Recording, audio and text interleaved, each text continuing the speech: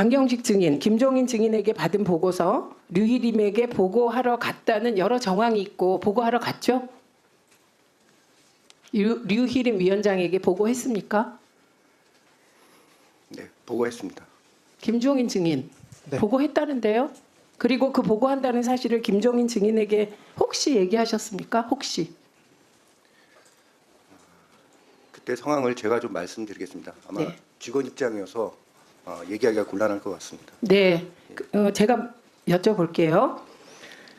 보고하러 갔다 와서 장경식 증인이 다른 사람들에게 위원장이 잘 찾았다고 극찬했다라고 말씀하신 일이 있습니까? 그게 누군지 모르지만. 네, 그런 얘기를 한 적이 있습니까? 네, 맞습니다. 네. 근데 그동안에는 류희림 위원장에게 보고하지 않았다고 하셨잖아요. 그런데 네. 오늘 그동안의 증언과는 다른 말씀을 하셔서 제가 좀 당황이 되는데요. 여러 차례 과방에서 보고한 적 없다고 하셨는데 갑자기 증언을 바꾸시게 된 혹시 이유가 있을까요? 그 작년 6월, 7월, 9월, 10월 총 5차례 현안 질의하고 청문회 등을 통해서 이렇게 진술을 하게 되었는데요. 그 사실과 다른 내용을 위원님들께 말씀드리면서 그 양심의 가책과 심적 고통을 많이 겪었습니다. 그래서 있는 사실은 있는 사실대로 이렇게 말씀드리는 게 맞겠다 싶었고요. 수사기관 이전에 과방에서 제가 잘못된 진술을 했기 때문에 여기에서 번복하는 것이 맞다고 생각하였습니다. 그 류희림 위원장이 장경식 단장 과거 장경식 단장이 권익위 조사에서 류희림에게 보고하지 않았다라고 진술한 뒤 장경식 단장에게 류희림 위원장이 고맙다, 잘 챙겨주겠다라고 2차례 말한 일은 있습니까? 네, 미안하다 이런 말씀도 같이 하셨습니다. 박정현 감사실장 계십니까?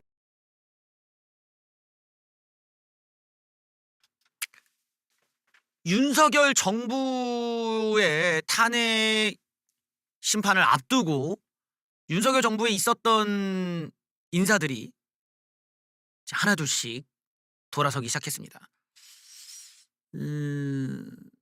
이게 이제 권력의 누수, 권력의 몰락, 어떤 이런 현상을 우리가 볼 수가 있는 거죠. 그러니까 이런 상황이 지금 윤석열 정부가 완전히 가루가 돼서 망했구나를 잘 보여주는 거예요. 임기 2년 반도 안 됐는데 뭐 온갖 녹취록도 나왔지만 정부 관련 사람이 국회에 나와서 제가 과거에 거짓 증언했습니다. 죄송합니다. 사실은 이렇습니다. 이러고 오늘 진술을 번복했어요. 자기가 위증했다는 걸 인정했다는 겁니다.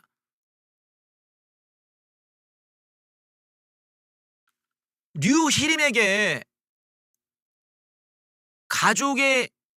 네 가족들이 민원을 넣었다라는 걸 보고했다. 예전에는 안 했다고 했는데 보고 안 했다고 했는데 했다고 진술을 번복했어요. 내가 양심의 가책을 느꼈다고 말을 바꿨습니다. 이런 일이 평범한 정부였다면 정부의 중간 2기 때쯤이었으면 이런 일이 일어나지 않았겠죠. 정권 말미에나 일어날 법한 일이에요. 저게 무슨 일이냐? 류희림이라고 방송통신위원장이 있잖아요. 방송통신심의위원장이 처음에 이제 윤석열 정부에서 이제 임명이 됐을 때 갑자기 MBC, JTBC 이런 애들 YTN 이러면서 막 엄청난 징계를 맞았어. 근데 징계를 맞은 이유가 뭐냐 봤더니만 김만배 인터뷰를 보도했다라는 거야. 마구잡이로 니들이 인용 보도했다라는 이유지. 근데 그 김만배면 이재명과 관련 있는 거 아니야? 그래서 이 보도가 왜 문제였다 봤더니만 그게 아니라 김만배랑 다른 누구랑 얘네들이 윤석열 후보에 대한 허위 인터뷰 내용이었어. 윤석열 후보, 윤석열 검찰이 무슨 수사를 무마했다. 이딴 식으로 허위 인터뷰를 한 거를 그대로 보도한 것에 대해서 류임이라는 애가 막 때린 거야. 징계를. 근데 그 징계를 때리기 위한 신고 고발을 누가 했냐 봤더니 류인 가족들이야. 야 그래서 야 이거 너 가족들 시켜서 이거 사주한 거 아니야? 그거를 예전부터 물었는데 밑에 있는 직원들이 아니에요. 그 위에 우리 류일임 위원장한테 우리 보고 안 했다. 류임 위원장은 모르신다. 그렇게 얘기했던 거야. 근데 윤통 탄핵 일주일 앞두고 방심이 팀장이 오늘 나와가지고 국회 나와서 보고했습니다. 가족이 쌍둥이 동생분께서 지금 신고 이렇게 들어오셨다라는 걸 위에 류임한테 보고했다. 보고했더니 또 여기 나와서 이렇게 좀 구라치고 이랬더니 류일임이 잘했다. 내가 잘 봐줄게. 너 잘 챙겨줄게. 뭐 이런 얘기까지 했다는 거야. 그 윤석열 정부에서 이런 식의 거짓말을 국회 나와서까지 하고 이런 식으로 주작질까지 나왔다라는 거는 정말 충격적인 일이죠 지금. 류일임의 동생이 민원 제기했다라는 거를 보고했다라면서 오늘 양심 고백을 했어요. 아이고 참 난감하구만. 류일임이 보고 사실을 부인한 팀장에게, 그러니까 국회 나와서 거짓말한 팀장에게 고맙다. 내가 너 잘 챙겨주겠다. 이런 말도 했다라는 거 보면은 류일임이 이 사람이 완전히 국민과 국회 앞에서 거짓말했다는 게 딱 드러나는 거죠. 난감하구만. 예. 자, 2024년 류일임이 자신의 동생이 방심의 민원을 접수한 시를 알고도 모른 척했던 내용이 오늘 뽀록이 났습니다.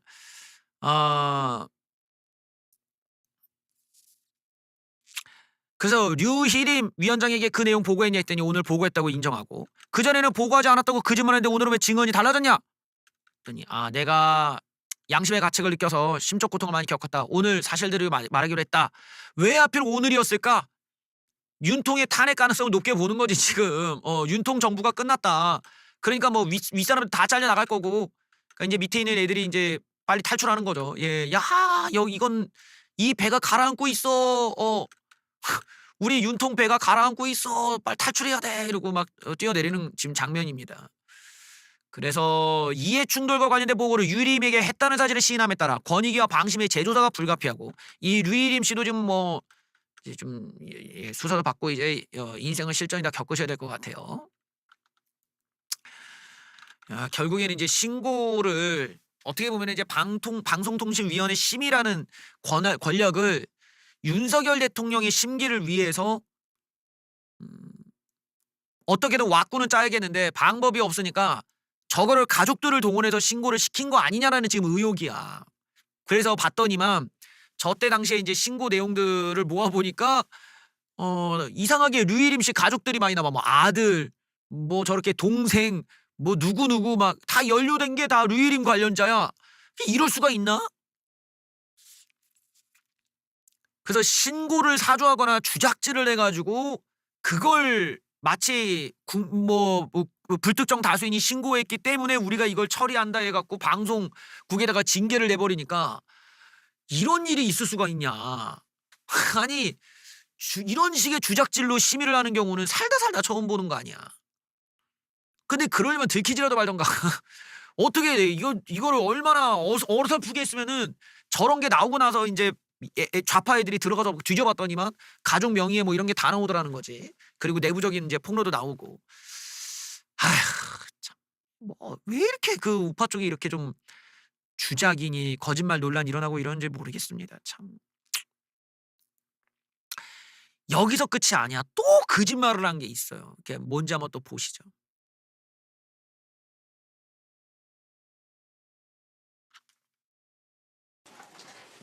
미국 방심위도 오늘입니다. 김종인 증인은 들어가셔도 좋고요. 예. 구글 부사장 면담 관련해서 몇 말씀 여쭙겠습니다. 네. 류일임과 함께 미국을 방문해서 마컴 에릭슨 구글 부사장을 만난 적 있죠?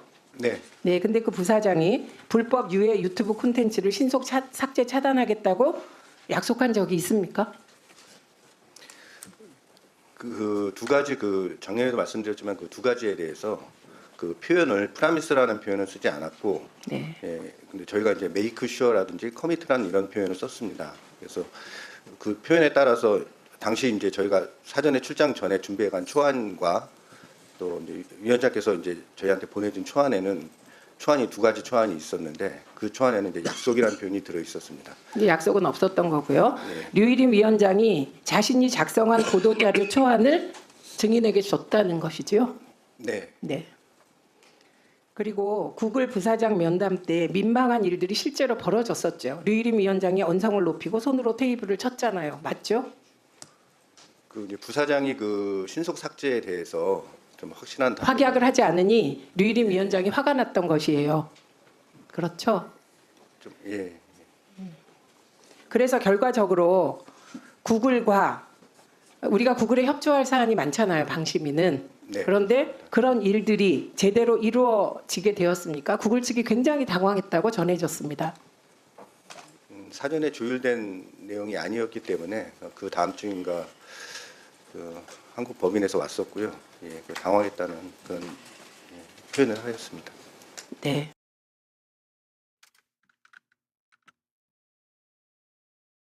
류일임 방송통신심의위원장이 구글 쪽에 가서 어떤 유해 불법 뭐 이런 유튜브 삭제에 대해서 약속을 받았다. 이걸로 자기 업적인 양 막 홍보를 때렸단 말이야. 그런데 웃기게도 여기에 대해서 구글 쪽이 아닌데? 라고 했단 말이야. 그러니까 왜 거짓말을 하냐 논란이 나는데 얘가 끝까지 우겼단 말이에요. 저 아니다. 맞다. 내 말이 맞다. 했는데 지금 내부 직원이 나와서 그게 다 사실이 아니었다라고 인정을 하는 셈이었어요. 난감하구만 정말 이놈의 정부 관련자들은 왜 이러냐. 유튜브 삭제 약속 받아냈다던 유일임 거짓말이었다. 약속 표현이 없었다라는 거. 결국 또 오늘 진술이 바뀌었는데 여기서 류임이 자기 맘대로 안 되니까 책상을 땅 치면서 막 큰 소리 치고 이런 상황까지 벌어졌다는 게 사실로 드러난 겁니다. 구글로부터 불법 유튜브 콘텐츠 삭제를 하겠다는 약속 받았다라는 이 보도자료가 사실이 아니었다. 류희림이 이 회의 과정에서 프로미스라는 표현은 나오지 않았다. 근데 약속이라는 표현을 넣고서는 마치 약속받은 것처럼 이런 얘기를 썼으니까 또 거짓말이잖아. 그리고 구글과 대화 도중에 책상을 꽝 쳤다는 이 사건이 또 나왔고 결국 위증 혐의로 고발된 상태니까 처벌 좀 받으셔야겠네. 예.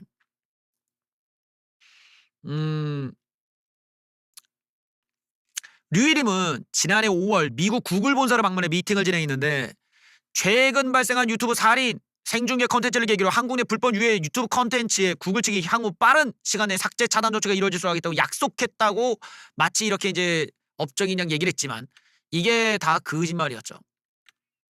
구글 코리아는 불편한 기색을 보이면서 사전에 조율된 내용도 아니고 당황했다. 그러니까 이런 걸 보면은 왜 일 처리를 저렇게 했는지도 이해가 안 되고 왜 저런 거짓말을 하고 다녔는지도 이해가 안 되고 방송통신심의위원장이 왜 공개적인 거짓말 하냐고. 그게 방송통신 심의의 규정에 어긋나는 거고 오히려 징계를 받아야 될 일인데. 그러니까 저런 걸 보면은 윤석열 정부에서 윤석열 대통령이 그냥 빨리 날려버려야 돼. 너 왜 그러냐 이러고. 근데 왜 저런 분들을 왜 데려오셨을까? 예. 난감하네.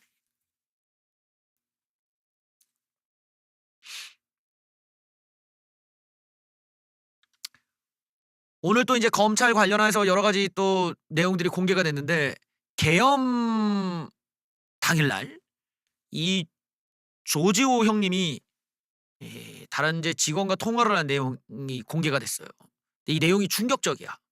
얘네 둘은 이제 계엄에 공감을 못한 애들이었어. 그래서 계엄을 한다고 하니까 조지호가 너무 황당해갖고 밑에 있는 애랑 통화하는데 밑에 있는 애도 대통령의 뒷담화를 깠다는 거야 둘이서. 대통령 정신이 온전치 않아 쓸 거다. 대통령의 정신이 온전치 않았을 거라고 둘이서 이런 대화를 나눴다고 하네요. 예. 재밌구만. 조지호 경찰청장이 박현수랑 통화를 했는데 둘이서 뭐라고 하냐. 대통령을 노골적으로 비판했다. 비판. 지금 시대에 계엄이 말이 되냐. 대통령의 정신 상태가 온전하지 않았을 거다. 계엄이 성공했어도 윤통이 물러나야 했을 것.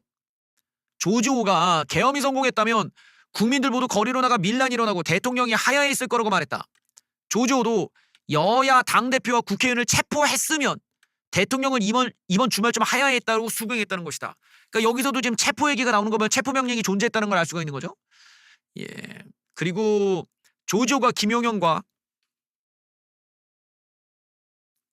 여인영에 대해서도 욕설을 했다는 진술도 나왔다. 암 환자분께서 이렇게 걸걸하신가 봐 입이. 조지호가 김용현을 지칭하며 대통령을 가스라이팅한 거 아니면 욕설을 했다.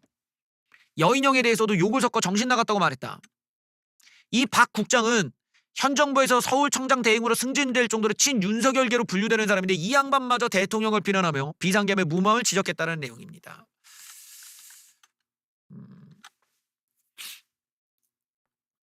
그러니까 이게 이제 우리 윤통에 대해서 밑에 있는 직원들 중에서도 그 계엄 얘기를 듣고도 도저히 그 이해를 못하는 이런 애들도 있었다는 거야.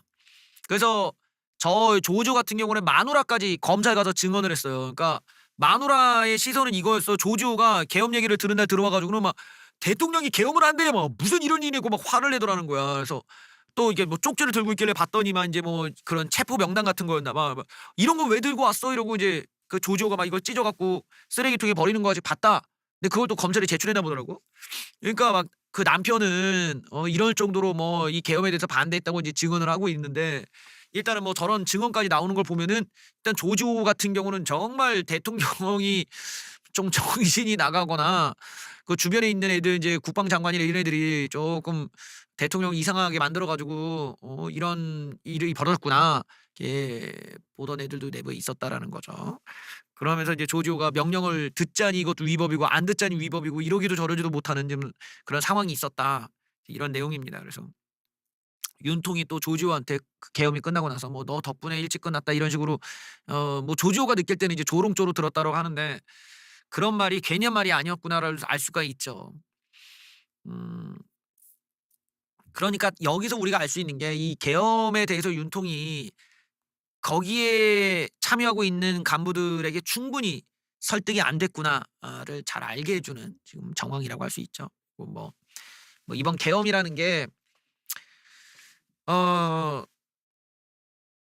어떤 특정한 종교 사이비 이 종교 집단의 광신도들처럼 팩트를 따지지 않고 논리적인 판단을 하지 않는 그런 전응한 새끼들만 지지하는 꼴을 보면은 이번 계엄이 얼마나 비합리적이고 비상식적이었는지가 잘 증명이 되는 거야. 이번 계엄이 타당성이 있으려면은 윤석열 대통령이 철저하게 간부들도 설득을 하고 또 법적인 절차도 잘 지키고 그래서 증거가 딱딱 나와서 여기에 대해 그 누구도 이것이 불법이라 말할 수 없게 만들 만큼 장치를 잘 마련해서 일을 처리했으면 됐을 것을 어떻게 일 처리가 이렇게 허접할 수가 있는가.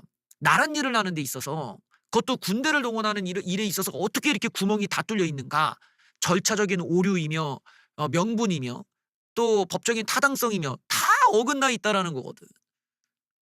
그거를 저렇게 윤석열 대통령의 의도와 다른 증언을 하는 사람들을 공격하는 방식으로 그게 무너지는 게 아니라 저런 애들이 한 명이라도 나왔다는 데 문제가 있다고 봐야 돼. 이런 걸 보면 대체 나란 일을 어떻게 이해하고 대통령의 직무를 어떻게 이해했길래 군사작전을 이렇게 허접하게 할 수가 있고 내부에 있는 사람도 설득을 못한 채 이렇게 쉽게 망할 수가 있는가. 정말 그리고 이 덕택에 이재명만 기가 살아서 저러고 앉아있다는 꼴도 정말 짜증이나 돌아버릴 상황에서 어디 개독교 사탄주의 사탄 숭배자 같은 놈들끼리 모여가지고 거기서 삽질이 나는 이런 꼴을 보면은 윤통의 미래가 보이는 거죠. 이런 사람들이 다시는 정치판에 안 나오게 막아야 돼. 그런데 윤석열 대통령이 얼마나 수준 미달에 있는 애들한테 인사를 해주고 한 자리씩 나눠주고 얘네들을 대접해주고 그런 똥대가리 같은 어디 그 거지 같은 놈들한테 대통령 이름 달고 선물 뿌려대고 그런 놈들도 사람 취급해주고 이러니까 이런 밑바닥에 있을 법한 이 똥들이 올라와가지고 지들이 우파 감별사 심사위원 노릇까지 하고 다니는 거야. 어디 가서 사람 대접도 못 받을 만한 그런 광신도 같은 전응어 주제에.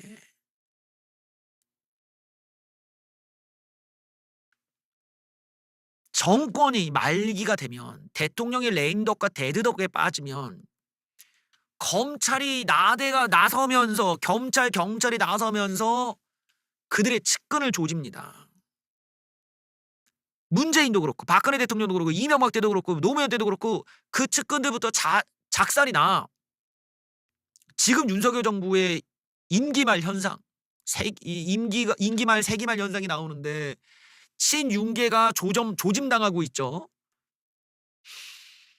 대표적인 친윤계 장제원의 문자가 나왔습니다.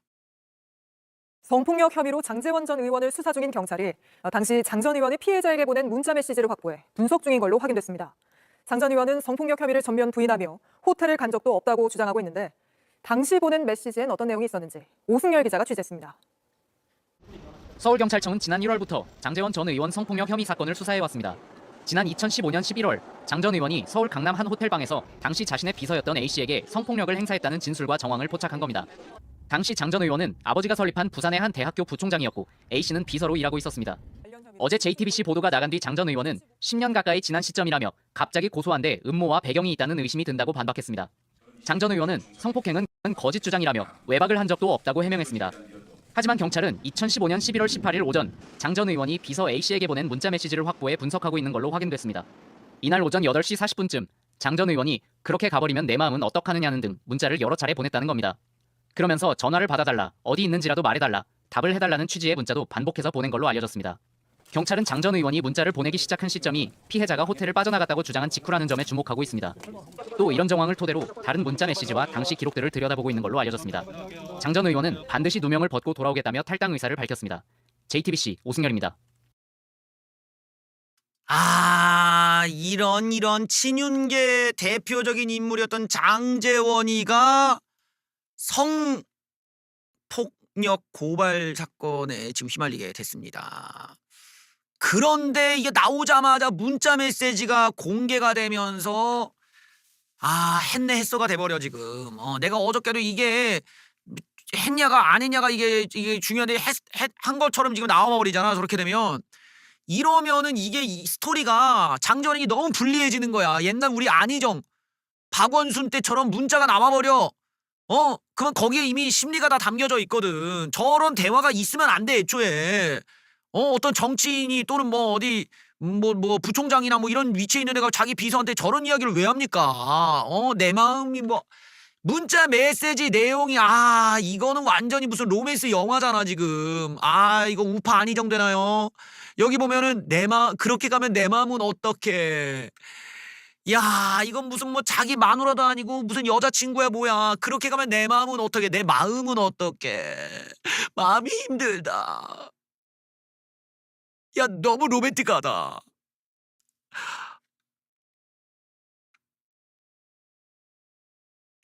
그러니까 이게 비서한테 저렇게 보낼 수 있는 상황이 뭐가 있어? 비서에게 뭐 예를 들어서 뭐 농담을 했어. 우리 김양은 왜 이렇게 살이 디룩디룩 쪘어? 그냥 하마가 서 있는 것 같아. 어떻게 그런 말 하세요? 이러고 막 가렸어. 그렇게 하면 내 마음은 어떻게 뭐 이런 건가? 이게 지금 멘트가 그런 식으로 무슨 뭐 했다라는 상황이 아니야 지금. 저 내용을 모아보면은 정황이 정황이 아주 구체적으로 지금 나오고 있는데 요게 우리가 과거에 봤던 이 박원순 안희정 사례처럼 이거 자칫하다가는 저 비서 여자가 JTBC 나와갖고 그 안희정 때처럼 나와가지고 얘기할 수도 있어. 그러면 디 엔드죠 그냥. 그러면은 여자의 눈물이 증거가 돼버려 그냥.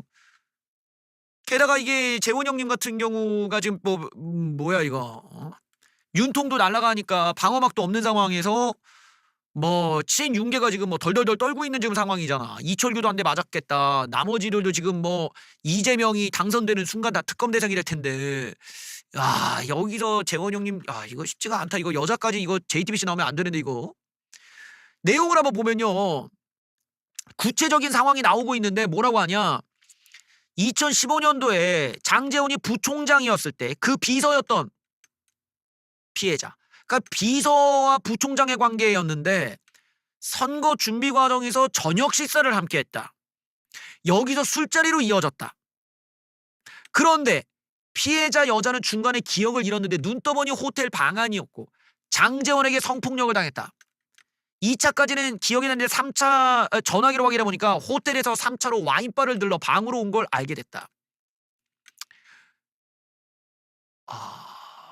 그리고 장제원이 피해자에게 보낸 문자 메시지가 증거로 제출됐는데 왜 말도 안 하고 갔어? 빨리 전화 줘. 그리고 출근도 못하던 피해자에게 장제원이 2천만 원을 줬다. 2천만 원을 줬다. 왜 이걸 줬을까?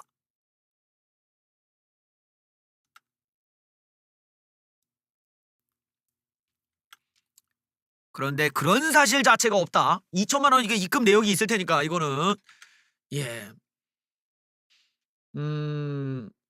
자, 그래서 술자리 상황이나 돈을 건네는지 그리고 국회 보좌진으로 나중에 채용도 했다는데 이 경위 등 등등등 여기에 대해서 지금 장제원이 지금 반박을 못했다고 해요. 그러니까 저 여자가 저런 일이 있고 나서 돈도 받고 그 장제원의 저쪽에서 이제 새로 채용돼 가지고 뭐 있었다가 나왔다고는 하는데 일단은 이게 정황이 장제원에게 너무 불리한 정황이야 지금. 장제원에게 너무 불리한 정황이라서 이게 보통 이제 술이 완전 꽐라가 돼버렸잖아. 만약에 여자의 말대로는 여자가 완전히 술이 꽐라가 됐다라는 거야. 꽐라가 된 상태에서 애를 갖다가 이렇게 하다 보면은 이게 이제 그 중강간 뭐 이렇게 된단 말이지. 이게 좀 그래 상황이. 그리고 나서 지금 장제원이가 저 문자 내용이 다 이렇게 보면은 우리가 아는 일반적인 사무적인 대화가 아니거든. 이거는 우파 안희정이 우파 바닥에서 이제 안희정이 될 판이지. 우파 안희정 사례가 되는데 참 이런 게 그 좌파를 뭐 길바닥에서 빽빽 소리 질러 뭐 폭동 일으켜 거짓 선동질을 해 이제 좌파를 따라하다 하다 이제 저런 것까지 좌파를 따라하고 있냐. 아이고 진짜 슬픈 일입니다. 예.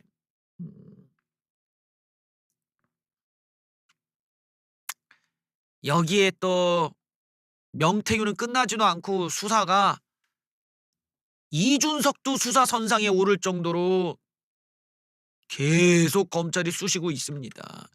또 명태균을 추가 수사한다. 명태균이 오세훈, 홍준표 등에 대해 옥중 폭로를 이어가는데 이준석의 공천개입 의혹 고발장도 접수가 되면서 이 전방위적으로 지금 수사 들어간다. 돌아버리겠네 이거. 이거 좀 어떻게 안 되나 이거? 여기 보면은 오세훈의 경우는 오세훈 후원자 김한정 씨가 여론조사 비용 3,300만 원 강혜경 씨 계좌로 넣었다. 또 홍 시장 측근으로부터 여론조사 의뢰 비용을 대납받은 경위도 지금 수사 중이다. 이준석 역시 명태균 관련 수사 선상에 올라와 있다. 그 이준석이 국민의힘 대표였던 때에 김영선이 이기는 여론조사를 가져와라 이러면서 공천을 약속했다는 내용이 적시가 되었다. 그리고 오세훈의 여론조사 비용을 대납한 의혹을 받는 김 씨가 이준석의 국민의힘 당대표 경선 당시에도 비용을 지급했다는 이 보도를 바탕으로 한 정치자금법 위반 혐의도 담겼다. 하여튼 여러 면에서 딱 제가 이제 이 사건을 처음에 봤을 때도 이준석도 지금 위험하다. 그리고 지금 오세훈 홍준표도 계속 이 사건에 연루가 돼갖고 지금 빠져나올 수가 없는 지금 상태가 됐거든요. 왜냐면 돈이 오고 갔으니까 그런 건데 이 돈이 오고 갔다라는 게 액수가 너무 커. 돈이 억 단위야, 억 단위. 근데 저 사람들이 자기가 위에 알릴 것도 아니고 위에 인정받을 것도 아닌데 저렇게 많은 돈을 쓸 이유가 없잖아. 이러니까 이게 지금 오세훈과 홍준표 뭐 이준석 나는 모른다라고는 나오는데 밑에 있는 사람들이 위에도 모르게 지 돈을 저렇게 많이 써가면서 해야 될 이유가 뭐가 있는지가 지금 설명이 안 되니까 문제라는 거야.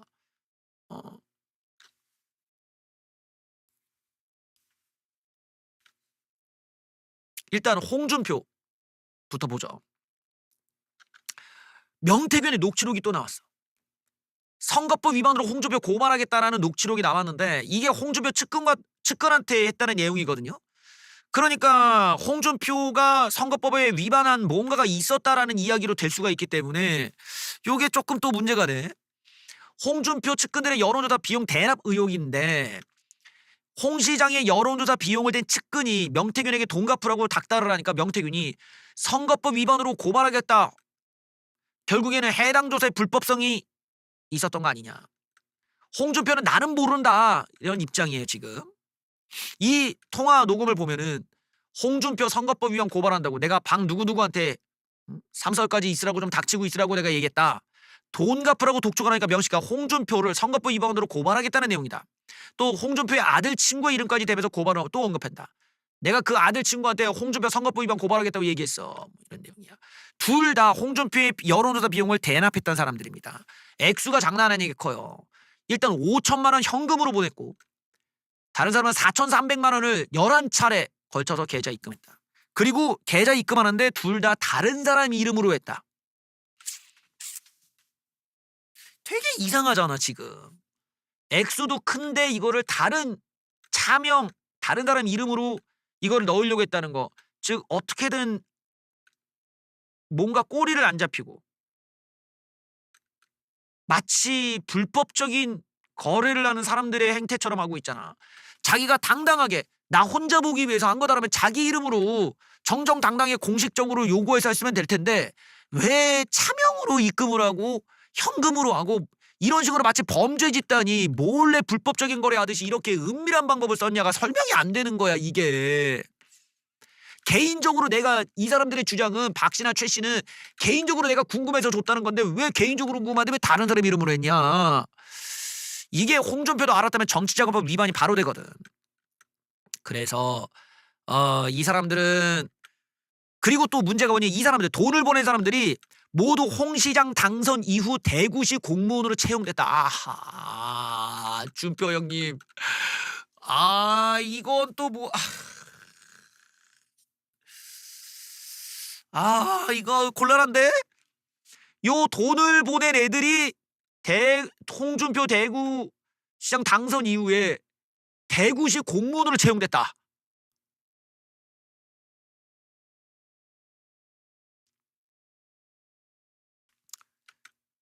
우연치고는 너무 다리다리 아다리가 너무 잘 맞는 거 아니야?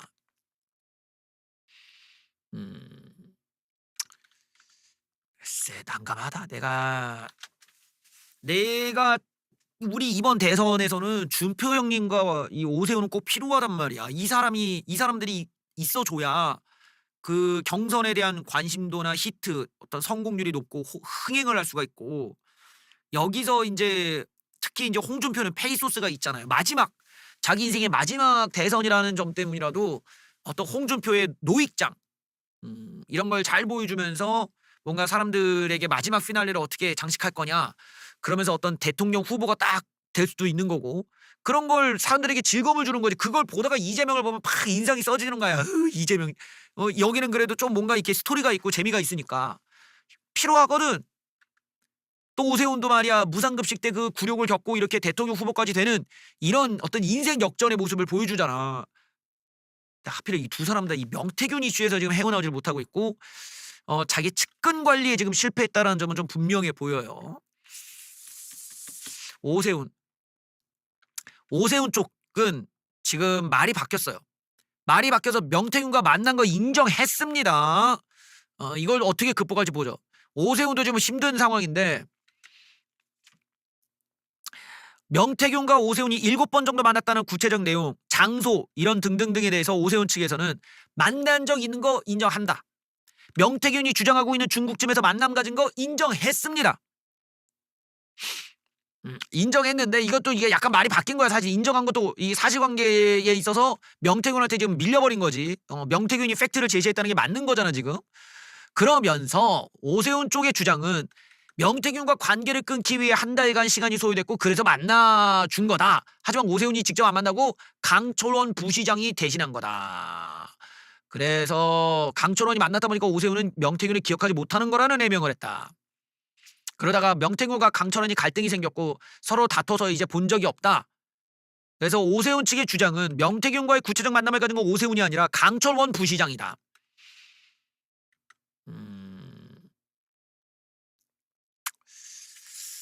어...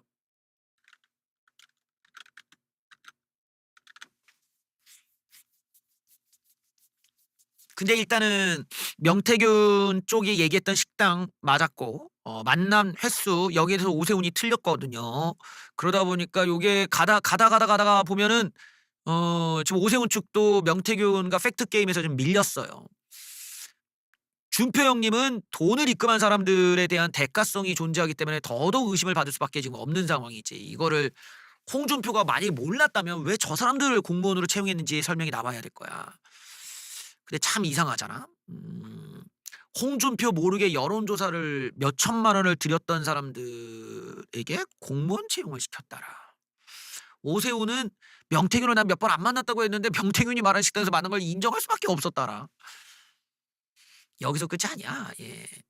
지금 국민의힘에서 알려지지 않았던 명태균과 통화했던 사람들이 줄줄이 사탕으로 다 나오고 있어요. 명태균이 차명폰으로 연락했던 국민의힘 의원들. 여기를 보면 신성범 국민의 의원 명태균과 6번 통화했다. 검찰 수사보고서는 이를 두고도 어떤 내용으로 통화를 했는지 확인할 필요가 있다. 명태균 게이트가 불거진 초기에 명태균과 알고 지낸 신성범 인정했죠. 그래서 어떤 얘기가 오갔는지를 좀 봐야 된다. 이 신성범도 뭘로 얘기했는지 정확히 기억은 안 난다. 홍석준 미래통합당 의원도 명태균에게 한 차례 전화를 건 기록이 남아있다.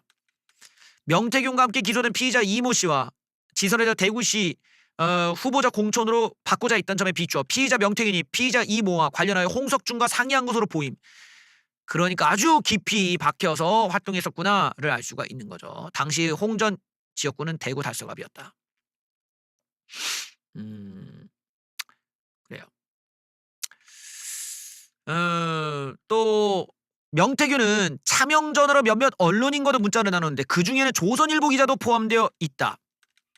이 주진우와 통화를 갖고 이 USB를 받았던 요 김씨, 조선일보 폐간에다 목숨을 걸었다라고 말하는 이 김건희 씨의 요 음성 녹음에서 이제 나오는 거지. 그 안에 있는 기자인지 모르겠어요. 이 줬다고 하는 USB를 줬다고 하는 조선일보 기자인지는 모르겠지만 USB가 구속되기 직전에 조선일보 A 기자에게 주면서 용산에게 전달해 달라고 했으나 조선일보 기자는 이를 전달하지 않았다. 예, 그러니까 그 이제 기자라고 볼 수밖에 없겠네요. 예.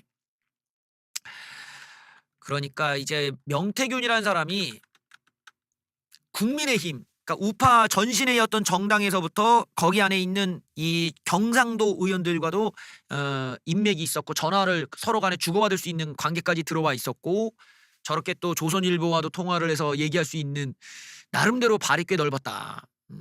그리고 대통령과도 통화하고 지금 여기에 하필 오세훈과 홍준표가 딱 잡혀가지고 지금 극복을 좀 못하는데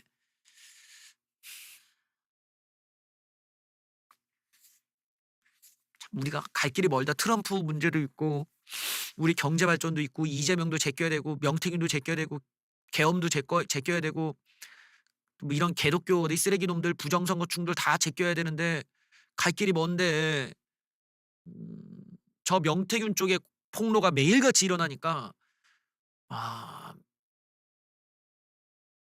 글쎄 이게 좀 내 생각에는 오세훈 홍준표가 좀 위험해 보입니다. 이게 나온 정황을 보면은 좌빨놈들이나 일반적으로 저걸 와꾸를 사람들이 긍정적으로 볼 가능성이 없단 말이지. 우리가 뭐 이재명을 까듯이 사람들이 정치인에 대해서 불신하는데 이재명의 거짓말을 우리가 까듯이 다른 사람들의 관점에서도 지금 오세훈 홍준표와 명태균의 관계가 아예 몰랐다 이러기에는 좀 상황이 돌아가는 게 그렇게 보이지가 않는단 말이야. 준표 형님이 한동훈은 윤석열을 만든 인형에 불과하다.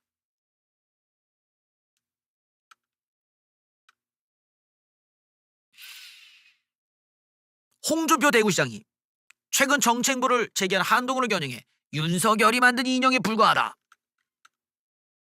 청년 한 누리꾼이 박근혜 대통령이 말씀한 한동훈과 친한계를 저격하는 발언이라는 그래 본인만 모르고 있다. 즉 한동훈만 모르고 있다는 얘기겠죠. 예, 윤석열 인형 척키다. 한동훈이 결국엔 자신의 경쟁 상대가 될 수 있는 한동훈을 향해 박근혜 대통령의 발언을 빗대 평가절하한 것으로 풀이가 된다. 뭐 그래요. 네, 사실상 우리 이제 준평님은 한동훈 같은 이런 그 일종의 정치 애송이죠. 정치 초보이자 애송이를 언급하는 것 자체가 한동훈을 도와주는 거야. 한동훈을 홍보해 주잖아.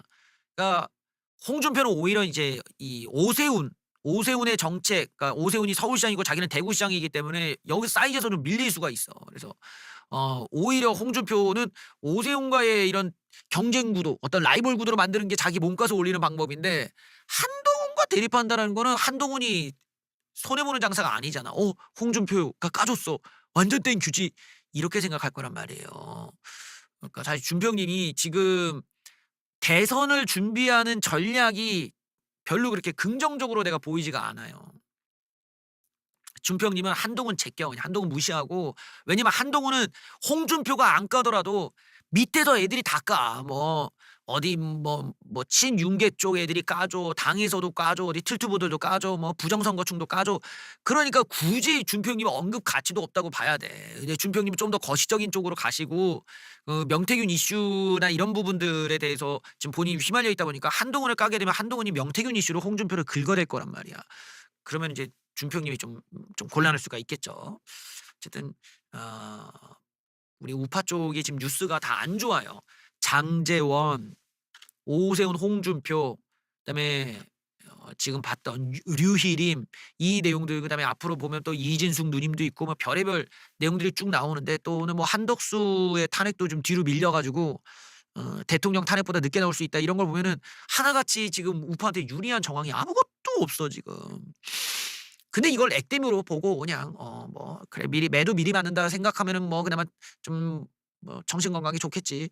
근데 우리에게 하나도 좋은 뉴스가 없는 상황이다 보니까 부디 이렇게 좀 오랫동안 정치하셨던 정치 좀 엑스퍼트들은 좀 더 이렇게 좀 현재 우리나라, 우리가 겪고 있는 또 국민들의 고통, 이런 쪽에 관심을 가지시고 얘기를 해주시면 어떨까라는 생각이 듭니다.